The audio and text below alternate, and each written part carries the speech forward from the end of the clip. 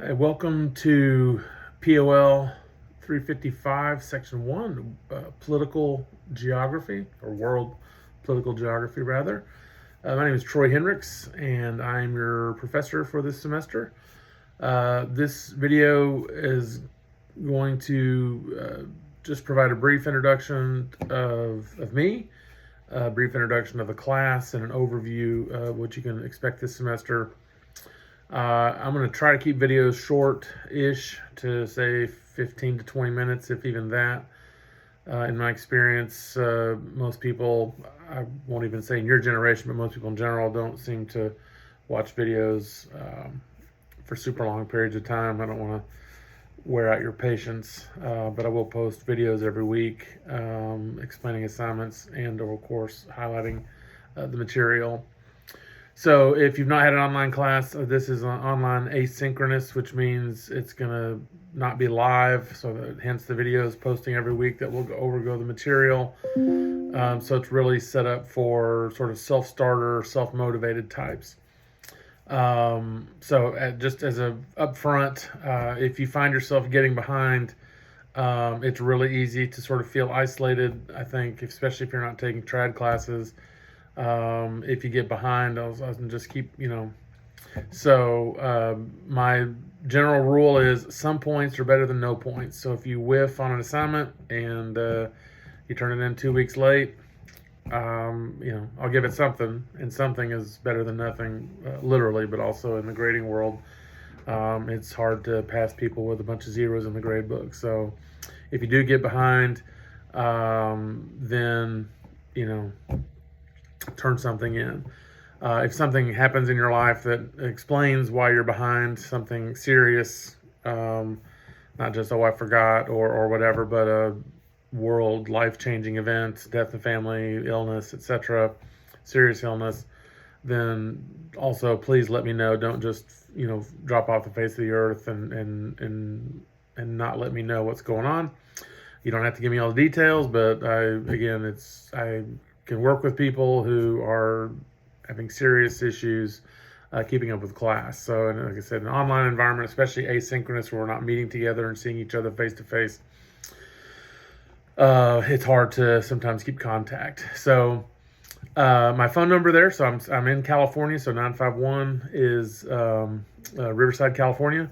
I am a full-time professor at California Baptist University in Riverside, California, which is about 60 miles east of Los Angeles.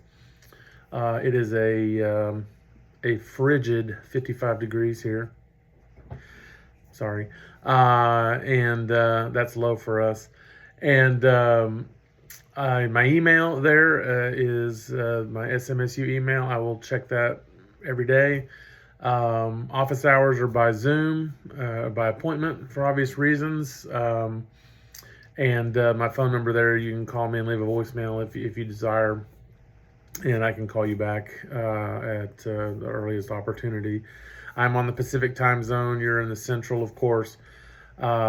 Basic structure, the week will begin on Monday and end on Sunday.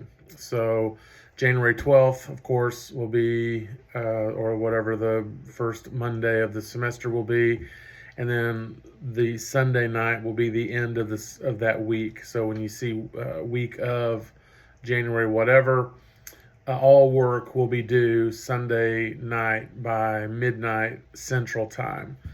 So I don't care if you do it on Monday, Tuesday, I don't care what day you do it, as long as I have it by Sunday, it'll be considered on time. So that's quizzes, assignments, essays, exams, those kinds of things. So we'll go on a Monday through Sunday week.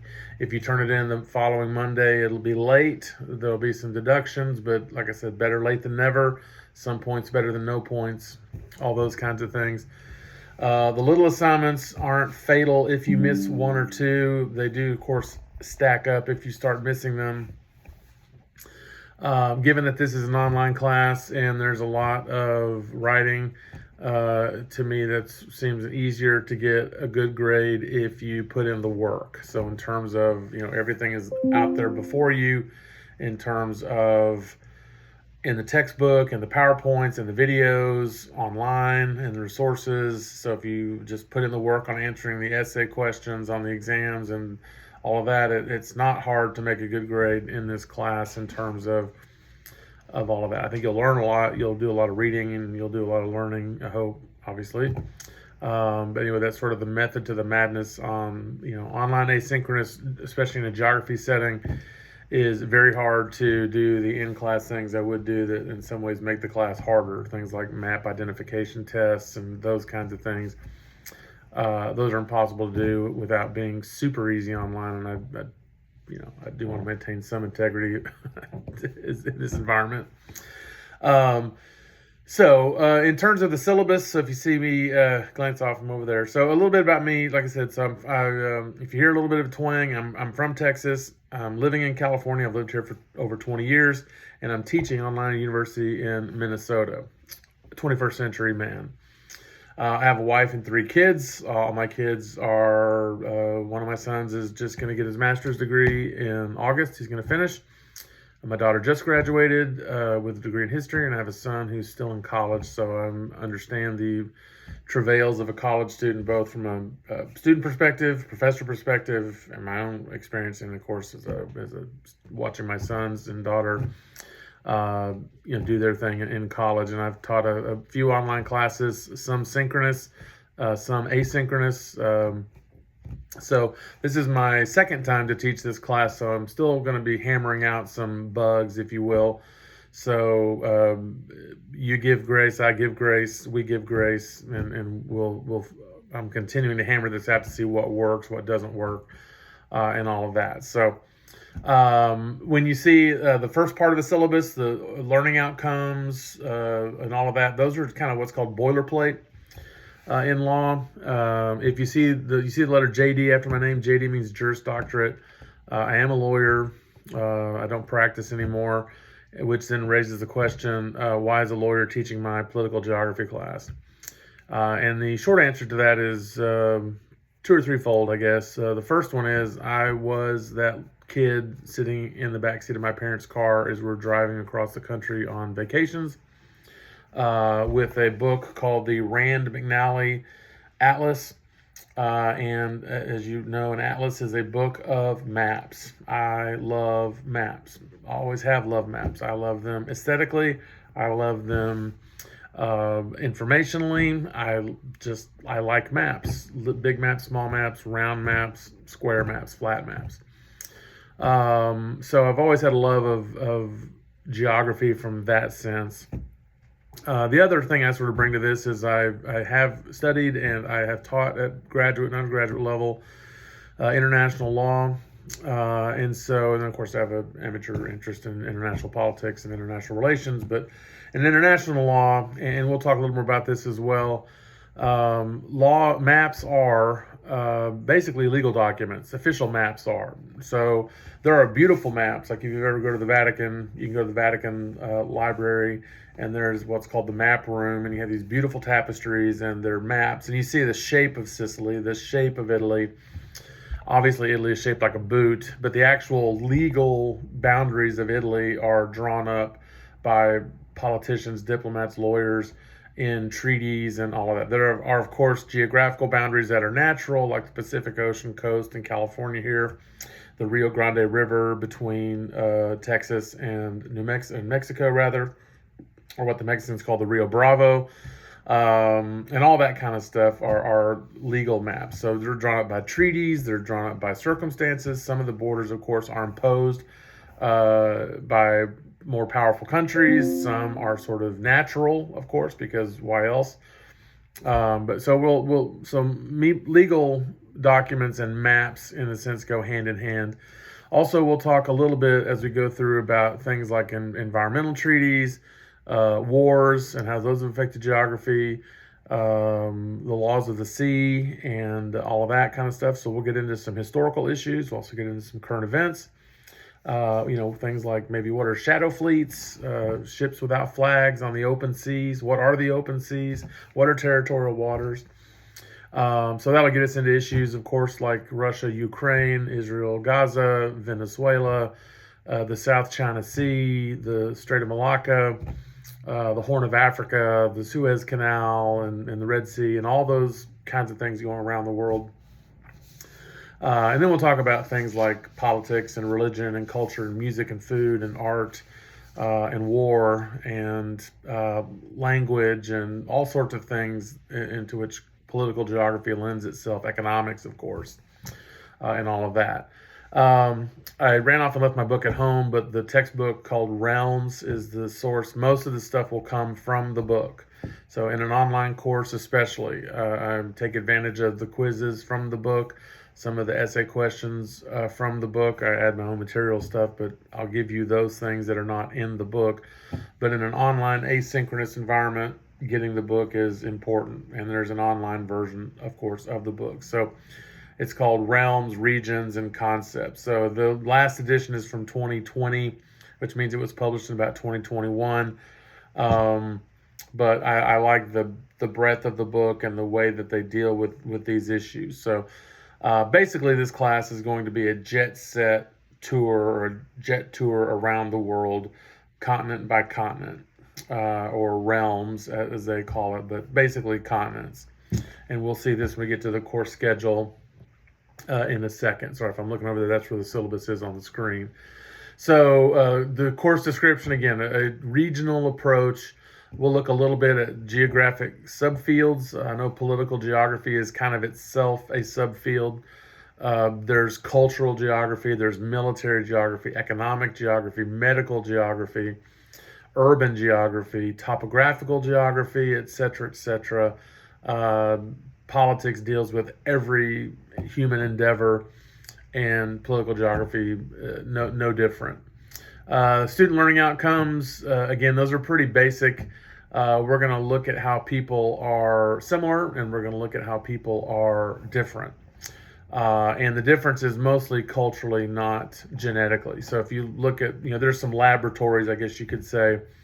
So down here in Southern California, you can look at a city like San Diego and a city like Tijuana, which is literally like 10 miles away across the border in Mexico. San Diego, if you've never been to San Diego, is a beautiful city. It is a wealthy city. It is mostly well run. I won't get into those kinds of political issues because that might depend on what you think is well run or poorly run. Tijuana is also a beautiful city, can be a beautiful city. Mexican food, Mexican culture, Mexican art, Mexican people are wonderful. But the city's not run as well as San Diego. Why is that? Well, it's not genetic, because there's a large Hispanic, Spanish-speaking, Mexican-American population in San Diego, and of course there's a very similar population genetically and all of that in Mexico. And so what's the difference? Well, the difference is mostly going to be government, right? How the culture that produces government. So we're going to look at some of those forces. So famines aren't necessarily caused by merely a lack of rain or a cold snap that destroys a crop. Those happen, don't get me wrong. It depends on, if you live at a certain latitude and the freeze, strikes in Florida and kills your orange crop, that's going to affect your prices of orange and orange juice and all those kinds of things, of course. But some countries recover better than others, and we'll kind of look a little bit about why that might be. How are they run? North Korea and South Korea, right? All Koreans. There's a huge difference between the North Korean government, which is brutal dictatorship, and the South Korean government, which is not perfect, but it is a vibrant, economically successful country, right? What's the difference? Well, the difference is political culture, not physical geography necessarily, right? They've got the same weather, mountain ranges, coastal access, all of those kinds of things. So we'll look at some of those issues as we go throughout the importance of culture and geography as it reflects, as it impacts those issues.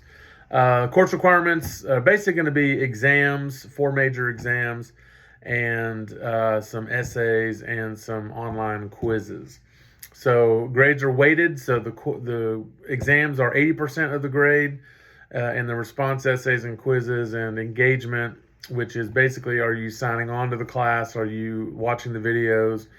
All of that will go in together to be about 20% of the grade. So You can do well on the exams, and if you mess up on the engagement part, you're going to end up with a B or a C, or worse if you don't do well on the exams.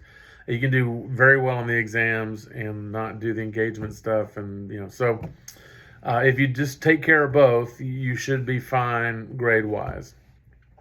In these online classes, most of the people who don't do well, for whatever reason, are not or do not keep up with the assignments and sort of fall behind and then turn them in late. So part of the success in class is not just showing what you know, though you should do that, but also sort of keeping up with the schedule and doing it on time. And you might say, well, why is that? Well, I hate to be that guy, but as you get in the real world and I want a quarterly report, your quarterly report is due at the end of the quarter, not 5 days at the end of the quarter, by the end of the quarter. And you say, well, what happens if it's a day late? Well, you don't get 10 points off, you get fired. So that's kind of the method to that madness, right? This is prep for so-called real life after school's over. Due dates, as I said, all written work will be due Sunday night at 11:59 Central Time on Sunday at the end of the week. And so if something is put out on February 10th, then I will make it due February 16th or whatever at that night. So and any late work will be deducted at midnight. Hold on a second, I'm gonna close my door.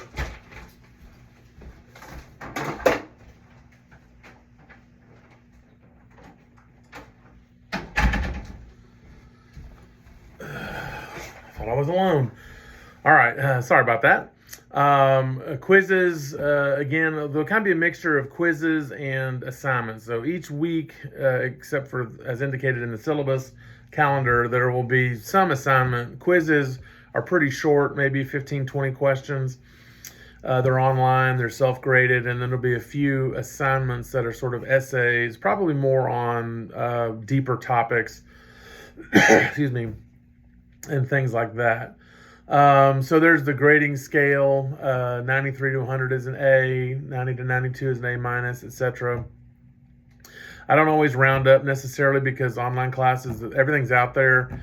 So if there's an 89.6 at the weighted part, then it might depend. So nothing's guaranteed necessarily on that, but grades are weighted.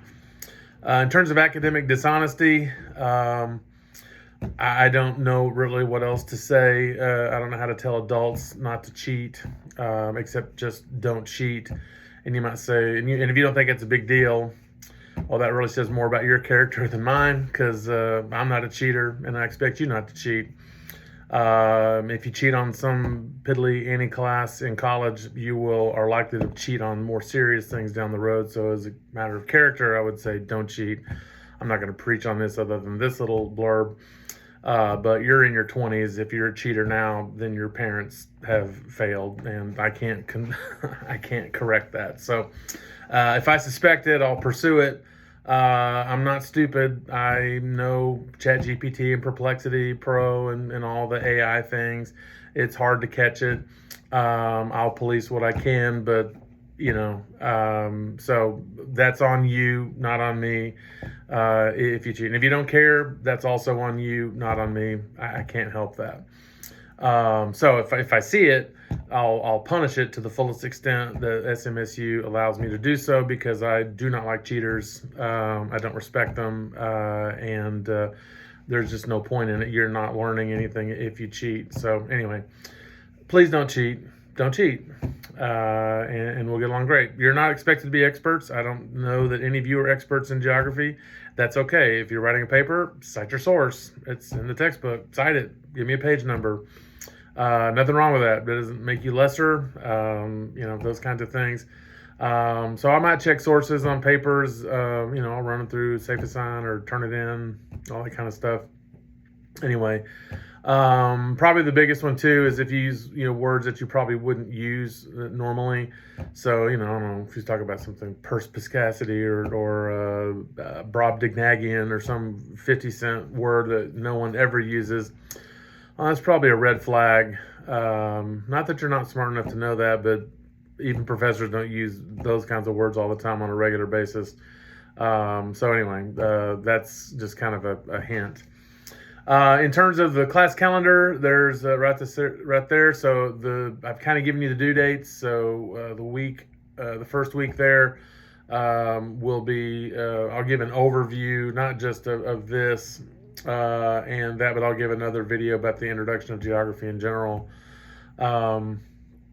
So anyway, and then we'll do North America and Middle America, which is the Central America, Mesoamerica, which would include the Caribbean, and then South America, which of course is, as you all know, has been in the news a lot recently. And then the week there of exam one, so you'll do exam one, and then that'll be all we'll do that week would be the exam, and then it'll be due that Sunday as indicated in the calendar by midnight. And then you can see there we're going to go Europe, Russia. Russia gets its own chapter. As I like to say, Russia is a little bit Europe, a little bit Asia, and 100% Russia. So it gets its own chapter because it's sort of its own discrete entity, and we'll talk a lot about why Russia is the way it is and why does it care about Ukraine, and we'll talk about all that when we get that as well, or some of that. You know, we're not going to solve that problem in a 1 hour online class, but or 1 week of online class rather. But anyway, that's why it's got its own chapter. The same with North Africa and Southwest Asia. That the whole Middle East, right? So yes, some of it's Africa, north of the Sahara, of course, the sort of Muslim corridor of Morocco and all of that, and so we go up into Israel and Palestine and Syria and all of that, and then South Asia, or Sub-Saharan Africa rather, and then South Asia, East Asia. So that's what by realms. It's not just Asia. But the different sort of geographical breakdowns of the parts of Asia. And then the last one there is going to be the Austral realm, which is basically Australia, New Zealand, and then the Antarctica and the Arctic. So that's kind of where we'll get into, and it'll be a little broader than that. We'll get into sort of the laws of the sea a little bit, territorial waters, currents, environmental issues, Antarctica, of course, and the geography there, the Arctic, and why do nations care or not care. So as an example, you know, why does the Trump administration keep making noise about Greenland? And, you know, and it's hard in today's environment of everybody's trolling and the sort of rhetoric and the loud and the screaming and the, you know, all that. But it really boils down to a very serious issue, which is the Arctic, right? And control of the Arctic. And as the Arctic ice has melted a little bit, it has opened up sea lanes, the so-called Northwest Passage that Henry Hudson was looking for and others back in the 1600s or whatever, has now basically opened up. You know, why is China building icebreakers? Well, because it wants in the Arctic. Why? Well, as we'll talk about later on, there's diamonds, oil, gas, water, fisheries, all sorts of things, right? No country wants something just for power. Countries want things mostly for resources. Now that's related to power, of course, but they're looking for resources. How long have they been looking for resources? Since the dawn of humankind. So that's why Antarctica and the Arctic matter. That's really the subset or subtext rather of this whole Greenland thing. Is there some political trolling and all of that? Sure, undoubtedly. Beneath the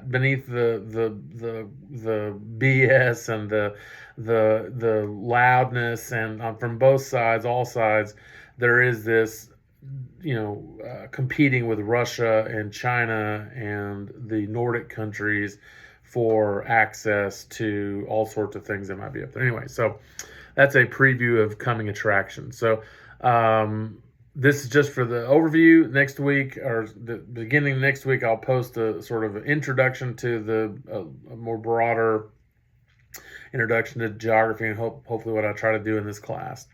Anyway, if y'all have any questions, please feel free to email me or to call me or to schedule a Zoom.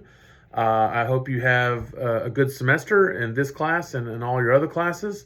As I said, if you have any problems, any issues that come up in your life that sort of make it challenging to finish the class, let me know. I can't guarantee anything until I know when and where and how. But if you do wait too late, if you wait till late April, early May, that's going to be too late to help. Really, I've had students before who, for whatever reason, waited until the very last second. The quicker you get on it, the quicker I can help you, and we can get you back up to speed and all of that. Anyway, so again, welcome to the class, and I will be talking to you all soon. Thank you.